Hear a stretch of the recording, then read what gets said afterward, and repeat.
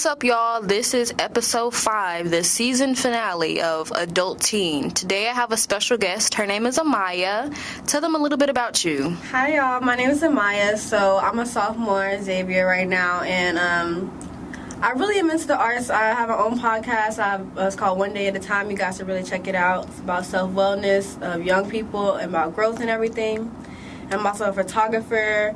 I'm trying to get into videography and graphic design as well, but I'm glad that you have me as a guest on here. I really want to start doing more podcasts with other people and everything, so thank you for that. Great. And what year were you born? 2002. All right. So for today's episode, we're going to discuss technology. And of course, how we start off is with the evolution. So I remember, like, back in the day, when it comes to Apple products, I remember the old, chunky iPhone 3GS. Yeah. I remember the iPod Nano. Yeah, I had one of the little iPods, too. Yes. We used to have that. We used to use that all the time, especially when we were downloading music from iTunes. Yeah. And we put it on. What else we had? We definitely had, when it comes to computers, again, the old chunky Dell computers. Yeah. I used to get so excited when we finally got a Dell computer. My auntie got one, and I used to play that all the time. We used to fight over that computer. Yeah, when I was younger, I used to play that solitary game on there. What else? What is it called? Minesweep or something? Yes, that was my game right there. I don't know what I was doing, but it was fun. That was my game. Yes. The laptop. So, what other types of cellular devices were you using or seeing other people using? Well, honestly, when I was a kid, when I was pretty young, I wasn't around technology that much, or I didn't have my own phone really. But like you said, the computers, I was always on the computers and everything. But it really hit when I got to middle school. Really, that's when everybody had those little iPhone 5, and it had the little color. Yeah, the color backgrounds. Yep. I remember those. Or the little half touchscreen phones where you swipe it up and it got type right there. That was my very first phone. I had actually got that in elementary, but the crazy about it is that it would slide up two ways. So it could slide up vertical and it would just have the numbers, but it could also slide horizontal and it'll have the little text keyboard. And the crazy thing, for real, I really was. And it was funny because literally on that phone I had minutes and I couldn't even text, so I just had to call people when I was doing it, but it was still a flex. Yeah, I forgot all about minutes, really. Yes, for real. Or I remember definitely just flip phone, the flip phone era, how savage you would be when you on the phone with somebody, you arguing and you just flip that phone off of them bye. Right off, I'm dead. And it's crazy how it's coming back now too. It is. Flip phone. They are, but I feel like trends kind of cycle back around at some point. And then especially the BlueBerry. Yes. The BlueBerry was so big. I remember everybody had that. Or my sister had it. I think she had a pink one. And then her case was bedazzled. Oh, that was cute. See, that's what I was trying to be like when I was a kid. I wanted a BlueBerry so bad, and I remember playing a little brick game on there. Yes, this is bringing back so many memories for me right now. Yes. Oh my gosh. And so, why do you think that technology seemed so revolutionary at that time? Because they didn't have nothing like that before. My mom was telling me about her childhood growing up. They didn't have phones or anything. And so finally when the internet hit and those phones came out, it was just a big thing. You had so much access to information. You just call people all the time. So it was really literally revolutionary. Nothing was like this before. I think it was cool to see how we could finally have conversations without being in the house. Exactly. Because back in the day they had the house phones, but it was tethered to the wall. Now with the BlueBerry and the wireless phones, you could just go to work and talk on the phone. You don't got to worry about being at home. So I thought that was really, really cool at the time. And I would say the biggest thing right now is we don't do cable anymore. Yeah. nobody does cable in our generation no more. And that was a big thing in the 2000s. Yeah, and because right now, we still do have cable just for like the news channels and really everything, but for the most part, we are never on cable, always streaming something. So it is really crazy because I used to love cable and love running to the TV at a certain time to watch a certain show. Yep. Like, and kids don't have that anymore, so it's like... And especially, I can see how the cable evolution kind of went. Because first, like, in the 2000s, it was still just stationary. So you click the button on the TV, it take you to whatever number, Disney Channel or whatever. Yeah. But then, towards, like, the 2010s, I started to see more of the box where you can have the guide. Yeah. And then you can look at the programs and the times and things like that. Showing, That was pretty cool. But now... it's no more of that. None of it. And it's no more of that because of like streaming sites and apps. Do you use streaming apps? Yeah. I remember all of them. Oh, I don't know if I can curse on here, but almost all of them, yeah. So I like them, but because it's convenient, really, and it's like so many different movies, so many things to choose from. So, yeah. Do you? I do actually, because it's so much easier to use, like on-demand movies. I can download them, and it actually gives me a little bit of nostalgia because it reminds me of Blockbuster. I never really went to Blockbuster when I was a kid like that. Oh my gosh, Blockbuster used to be the spot. Like, I know. Me and Mom used to go at like Friday nights when she get off work and go pick out a movie or something like that. Like, it was so fun. Damn, you're giving me the feels right now. Like, I'm hella nostalgic. But so now when we're thinking about our advanced technology and how at least with the internet we can tell how the algorithms are a big thing. Yeah. So what do you think about those? It's kind of creepy. I don't like it at all. Like we was talking about earlier, you would say something, and then next thing you know, you're on Instagram scrolling, and the thing pops up on your feed. And it's, I mean, I know that they sell your information and everything, but still, it's like a really invasive. And I mean, it just feels like they're always watching me because they really are, always listening. Right. And they say that it's just tailored to your interests. I know they do it with ads too. Yeah. Like I'll be watching or like just watching a video on YouTube, or I'll be scrolling like looking at like an article or something online, and then on the side they'll have the ads that say like I'll be on Fashion Nova and they'll have Fashion Nova ads. That literally happened to me the other day. I'm like, how you got this dress I was just looking at? Yes.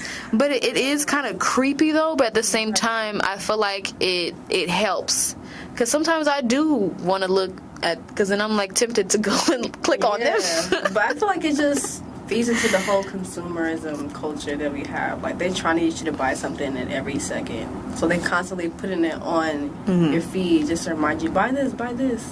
So do you think that's like more helpful or detrimental to our generation? I would say detrimental, honestly, because it's just like feeding into that capitalist society, like always having to buy something, always having to spend money. But I feel like it does have some benefits in how it can help with networking, I guess, and put your own ads out there for your own business. Really, it can benefit for you, but I feel like on a global scale or a larger scale, definitely not beneficial, in my opinion. Yeah. So also now we have, location trackers, like location apps, Live 360, just Find My iPhone, and like family sharing stuff on Apple. So do you think that is like helpful, or is still kind of an invasion of privacy? Okay. It can be a little invasive, but now especially with the passing of Corey, if y'all don't know, the girl who went to LSU, I feel like it's very important for people to have their location on, because sex trafficking is like a really big thing now, especially for young girls like our age. So I'm like, definitely have your location on and tell people where you are, but it is still invasive for, I guess, other apps to have your location. Like, why does Instagram need to know my location? Right. Or Twitter, stuff like that. But like if it's a location app like Live 360, then I think that's okay. Right. So do you think that those apps are keeping information? Do they have like a malicious intent? Or do you think it's just strictly for like data and statistics or something? I don't know, honestly. To be honest, I think it's definitely for statistics and data. But it probably is some malicious things up in there as well. Because, like I said, like they be selling your information to other companies to know where you are and know what you want and everything, or like what type of things you like to consume. So, but for the most part, like location sharing apps, those specific apps, I feel like they just want your data. Okay. Especially like when I think about the COVID-19 alerts we had, like from Apple, it's just be like if I was in a certain like city or something, they'd be like, well, these are the cases in your area, contact so-and-so if you need help or something. I feel like that's good. To just get the information information out to everyone. I feel like that's a good. You know, I actually turned those off. Me too. I'm not gonna lie. Because I felt kind of, I don't know, I felt kind of skeptical. Because I was like, okay, why do I need to know this? I can just look it up on Google. Yeah. Like, why are you texting my phone like that? If you know you're gonna look it up, then yeah. But I feel like there's a lot of people who aren't gonna look it up or just like don't keep up with the news like that. So they getting notifications from Apple is helping them. That's true. I could see how it would be helpful for older people. Yeah, especially older people. Yeah. Who definitely don't use the phone for other than calling and texting whoever. So they're gonna need something like that. But also, you know, facial recognition is a big thing now. Facial recognition and fingerprint scanning. So do you think that is, you know, a lack of privacy or invasion or what? I'm not gonna lie. I use that little facial recognition thing on the iPhone. Like, I need to unlock my phone. I'm not trying to be pressing those numbers, but it is. I feel like on my phone it isn't too bad, but I don't know. Now that I'm thinking about it, it is pretty invasive because your camera is really always on recording you, and where is that information going? Right. Now that's making me think. I was kind of hesitant though when I had upgraded my phone to an 11 from an 8 Plus. I was kind of hesitant to use the facial recognition because I just felt like it's weird. I don't know. I was already kind of skeptical of even doing the fingerprint scanning because I was just like, you know, they're going to save this data. Like, why do they need to know what I look like? Why do we have to have something like that? I never even really took that into consideration, really. I was just like, oh, whatever. So I guess you're really, like, what's the word? Cautious of what you put your information out on. But the one thing I can say I feel like is helpful is I think those features would be great for people who have like existing medical health conditions, disabilities and things like that. But just for, you know, able-bodied person, I don't think you need something like that. Or it's just really for convenience, really. Or just in general, the whole trend of cameras everywhere in the home, in the business, outside the home, the Ring doorbells. Okay, in the business, I think that's pretty good because you don't know what can happen in cases you need legal action and you need some form of like a witness, I guess, then that can help you in some way. And even some in the homes, like if something happens, someone tries to rob you, break in, anything like that, then okay. But inside the home, I don't know. I think the front door is okay, but inside, that's a bit invasive. Yeah. Well, I know in my experience, we've had a Nest camera, and we had it just sitting in front of the front door.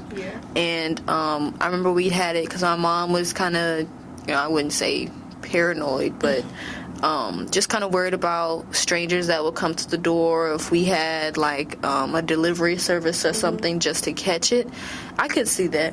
But sometimes, you know, when it comes to cameras in the house, you kind of feel like you're not home. Yeah, because like someone's watching you, especially the ones that are connected to the cloud too. Because it's like people have hacked the Ring and been able to see inside your home and everything without people even knowing. So definitely, I'm not for the in your home. But it was also funny, like on TikTok, this woman, I don't know her name, I feel bad, but she records, like she has a camera in her home and she records her sleepwalking. I know what you're talking about. I saw those videos. That's funny as... Those are so funny. Yes. And I've never seen nobody sleepwalk like that. Yeah. Oh, she's like in a whole different realm when she Really? sleepwalks.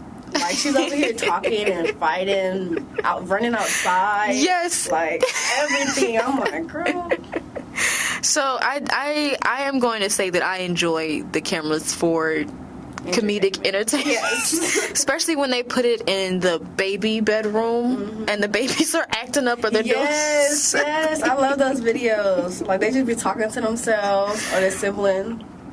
Oh, I just realized, you know what? This reminds me of when back in the 2000s, remember that scary movie series, Paranormal Activity? Yeah. And how they would always have the camera frames as like inside, like home camera. Yeah. So what do you think that they were kind of alluding to how the future was going to be, how that became kind of normalized, everyone having a camera in their home? I never really considered that, but they could have been, definitely. Because the age of technology was definitely on rise when those movies came out. I think it was like early 2010, I think. But it could have been. I didn't even, when I was watching those movies, I don't like scary movies. I was thinking about those spirits and everything. But definitely, because especially in those type of neighborhoods, they have cameras very often in their homes too. And then especially I think that technology has definitely advanced since the coronavirus pandemic. So I wanted to talk about that. I thought that was interesting. So what do you think about that then? Okay, I think in some ways I think it's been convenient because like for education and for keeping people in jobs.